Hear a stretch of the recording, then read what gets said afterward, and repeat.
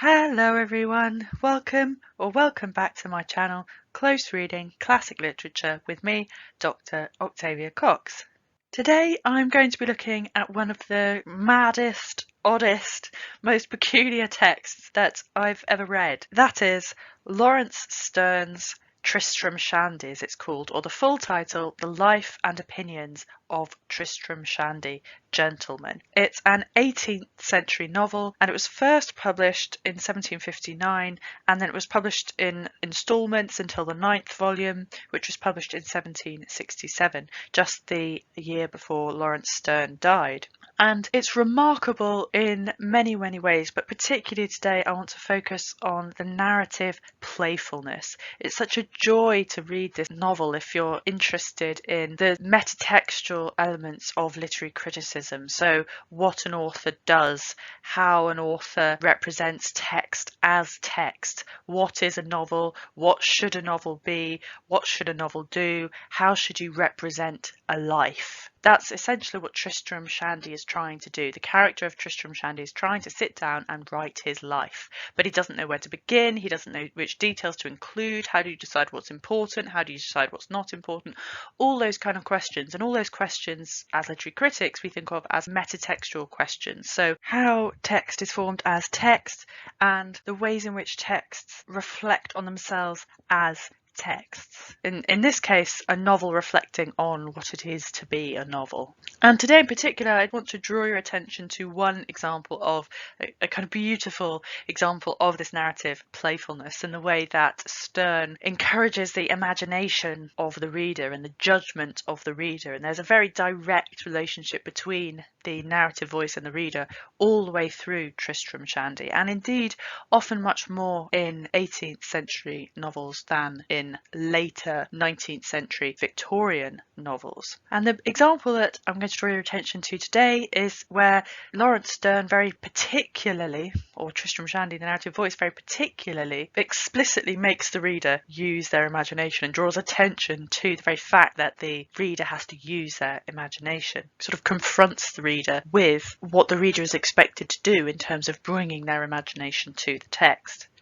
Before I forget, if you hear what I do on my channel, do please subscribe. It means that you'll see my new videos when they're uploaded weekly, and hit the thumbs up, like the video. It really does help me out in YouTube's algorithm, which means more people can see my videos.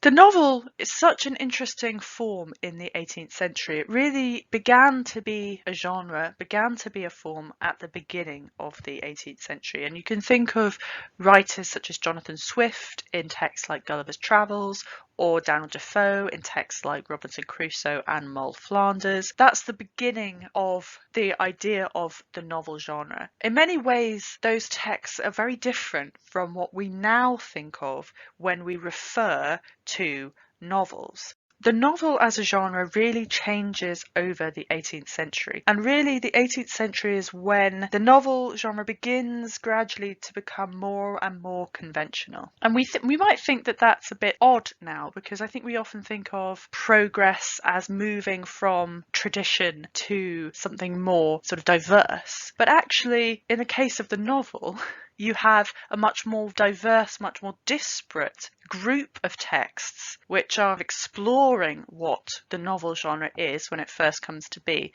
It then becomes much more solidified, much more cemented, much more solid, much more defined in the 19th century, moving through the Victorian period, which is also known as the realist period of the novel. And of course, realism is our categorization. What we call realism is simply a set of artifices, is simply a set of expectations and a set way of representing what we call the real in the fictional world. So in the 19th century, in the Victorian period, novels become much more cemented, much more solid, much more defined. And then moving out into the modernist period, those expectations again begin to be unpicked. So the shape is more like an hourglass if we think of disparate texts which fit under the category of novel, and the tightest period really being the high Victorian period. So just to clarify then, in the Victorian period, the Victorian novel, that really cemented the expectations of the reader. Readers came to novels expecting certain things. And it cemented ideas of narrative. That you expected a certain kind of story to be told in a certain kind of way and a certain way of representing reality. So, for example, in terms of plot, you expect to have a beginning, a middle, and an end. You expect to have a sense of denouement. You expect to have a sense of resolution, for example.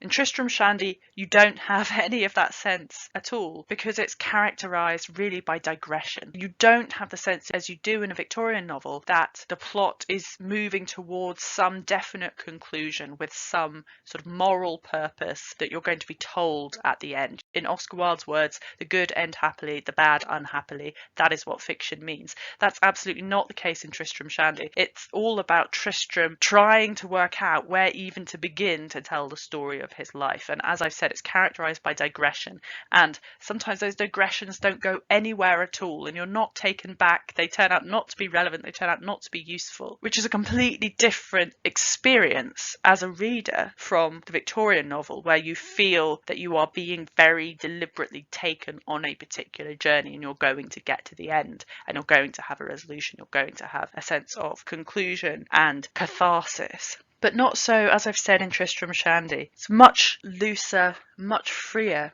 much more playful narrative style, because it's before really the period of the cementing of what a novel ought to be. And you can see that in the later half of the 18th century in texts like Fanny Burney's Evelina, for example, and then moving through the works of Austen. Of course, Austen has narrative playfulness and free and direct discourse and all those wonderful things, but there is a sense of plot going somewhere, all the loose ends being tied together, of denouement, of resolution, of a moral ending, and so on. Then through into the novels, of course, in the Victorian period of Charles Dickens, of Mrs. Gaskell, of George Eliot, and so on. But this is before all of that, when the novel is much freer as a form and much more goes. And to illustrate this, I just want to draw your attention to the definition by Samuel Johnson in his Dictionary of the English Language, his famous dictionary from 1755. So this is the same decade that Tristram Shandy was being written and was first published in. And Johnson defines novelist from novel as innovator, as asserter of novelty. And that's really what I want you to take from this if you're interested, or if you're looking at the development of the novel genre in the 18th century. It's that at the beginning, the very reason even that it's called a novel is because it was a new genre. Novel meaning new. It's a genre that is defined originally by its newness, by its innovation, by its novelty. And as I've said then, the 18th century novel, when the novel first comes into being, is much, much freer than its descendants. It's about innovation, it's about novelty, it's about playfulness, it's about finding out what the boundaries of narrative prose form can be and what it can do. Novelistic convention and expectation had not yet been cemented as it was in the Victorian period.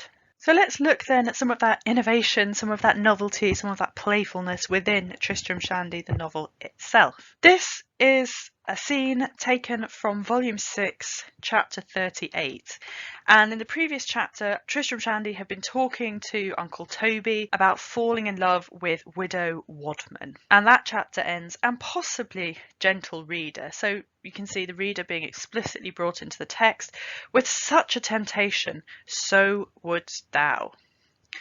And we've got the idea here of engaging with the reader, of talking directly with the reader and saying, possibly, reader, you would be so tempted, so wouldst thou. For never did thy eyes behold, or thy concupiscence covet anything in this world. Concupiscence, what a word.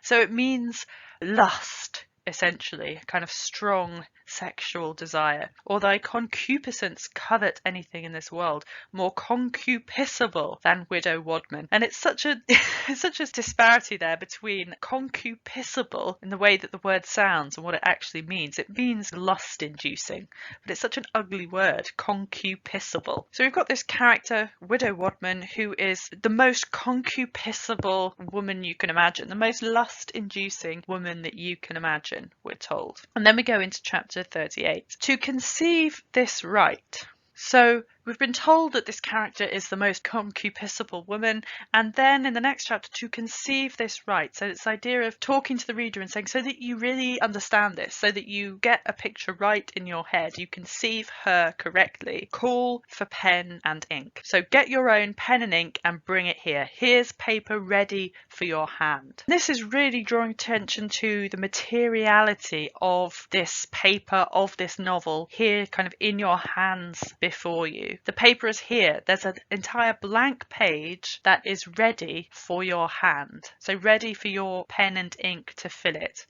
Sit down, sir. Obviously a very particular kind of reader in mind. Sit down, sir. Paint her to your own mind. So there's this interactive conceit here. I mean, nowadays we might think of this more as a kind of children's book, you know, that you have kind of blank pages left for you to draw your own imaginary creatures in or whatever. And here you're supposed to draw the most concupiscible woman that you possibly can.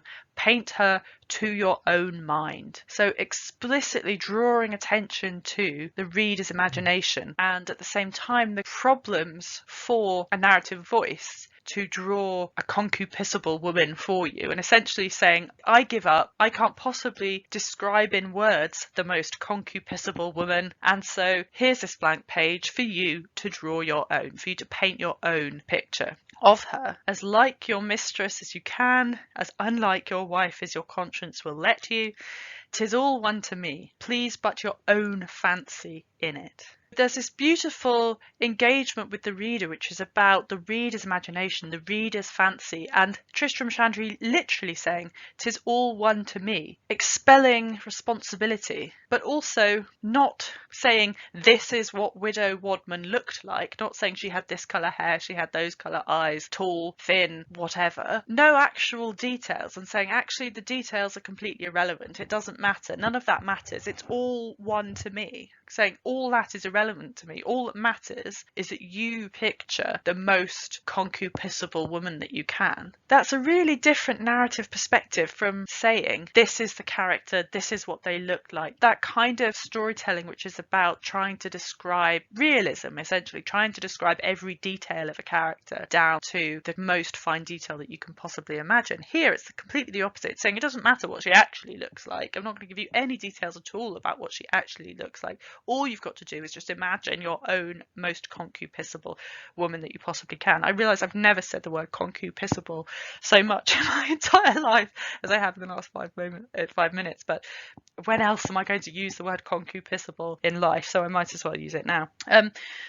So as I said, it's very interactive. It's about the reader's imagination, and they're not even being, or the narrative voice not even presenting the idea that there really is a Widow Wadman who looks a particular way or doesn't. That's irrelevant. It's all one to me. Whatever you think, just draw that. The reader will then turn the page onto page 148. So it's imagine that will be after the imagined drawing, post-drawing, where the Sir has painted this concupiscible woman. You turn the page, and then Tristram says, "Was ever anything in nature so sweet, so exquisite," as if commenting on the drawing that you've just made. Then, dear Sir, how could my Uncle Toby resist it? Because of course this Sir is supposed to have drawn the woman that he finds the most concupiscible, and therefore how could Uncle Toby resist it? It's the joke. And it's beautifully self-referential, that the narrative voice and the reader are kind of playing together and joking around together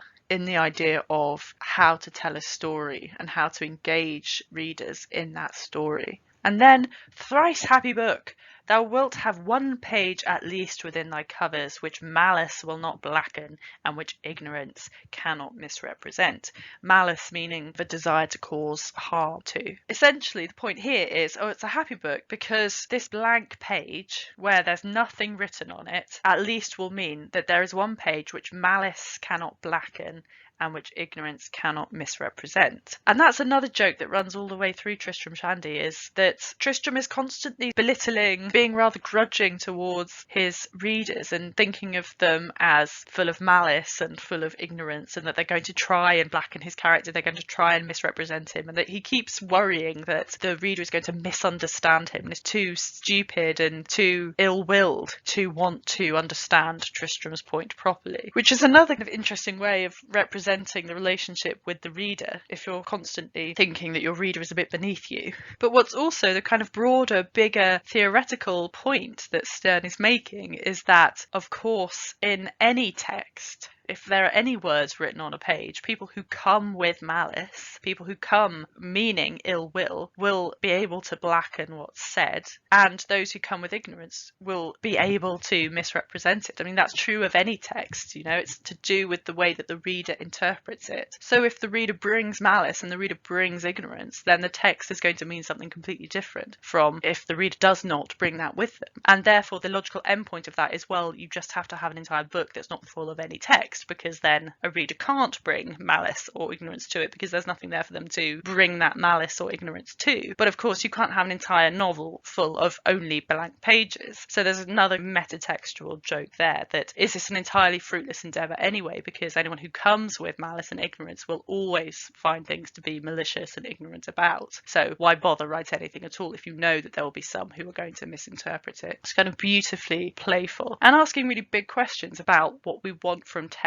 What is the relationship between reader and author? How much can authors trust their reader to understand what they meant? Does it matter if they don't? As well as the imaginative space for the reader that is inevitably going to bring their own imagination to a text, and therefore should the author just let that go, as Tristram does here, and just say, it doesn't matter what she looks like, just imagine the most concupiscible woman you can and leave it at that. So it's playful and kind of interrogative in so many different joyful ways, and I really would recommend reading Tristram Shandy if you enjoy that kind of playfulness, and if you enjoy those kind of broader questions about what readers expect from texts and what we want from texts. Thank you so much for listening. I do hope I've given you a tasty little morsel of the supreme delight and playfulness that is Tristram Shandy. I really can't recommend it highly enough. It's an absolutely fabulous text, but you do have to sit with it and allow its playfulness to work in you for a while. If you come to it expecting a Victorian novel that's going to take you and tell you where you ought to be and take you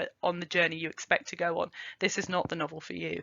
But it's so deliciously playful and asking all these really interesting questions. So do give it a read if you enjoy that textual playfulness. If you like what I do here on my channel, do please subscribe, hit the notification bell so you'll be updated when my videos go live, and do leave your comments below. I really do love hearing from you, and there's so much to say about Tristram Shandy.